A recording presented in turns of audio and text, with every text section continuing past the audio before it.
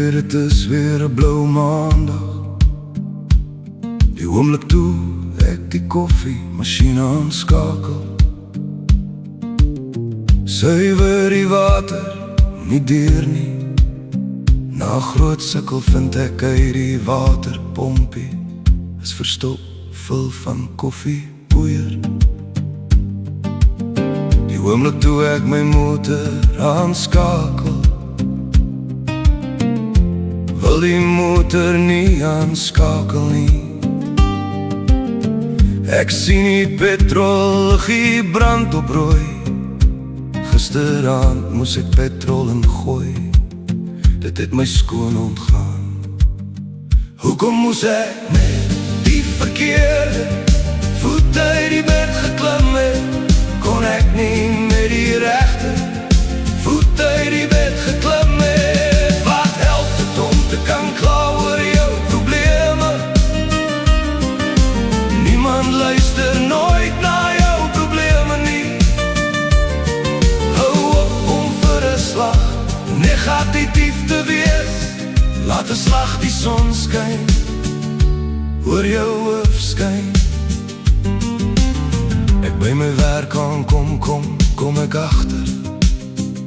Ek het my skootrekenaar by die huis vergeet. Hoe kon het gebeur het? Ek het alles gisteraand op sy plek neergesit.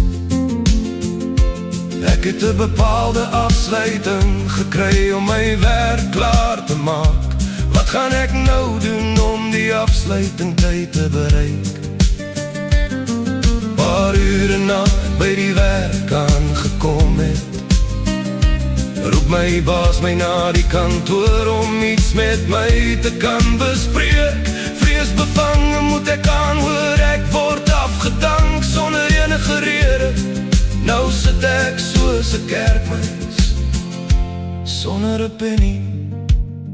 Hoekom moes ek met die verkeerde voet uit die bed geklim het? Kon ek nie met die regte voet uit die bed geklim het? Wat help het om te kan kla oor jou probleme? Niemand luister nooit na jou probleme nie. Hou op om vir 'n slag negatief te wees.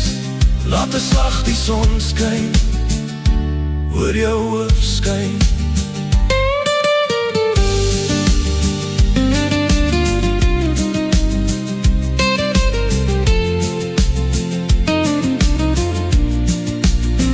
Hoekom moes ek met die verkeerde voet uit die bed geklim het? Kon ek nie met die regte voet uit die bed geklim het? Wat help het om te kan kla oor jou probleme?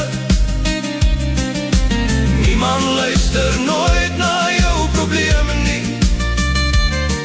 Hou op om vir 'n slag negatief te wees. Laat 'n slag die son skyn, oor jou hoof skyn.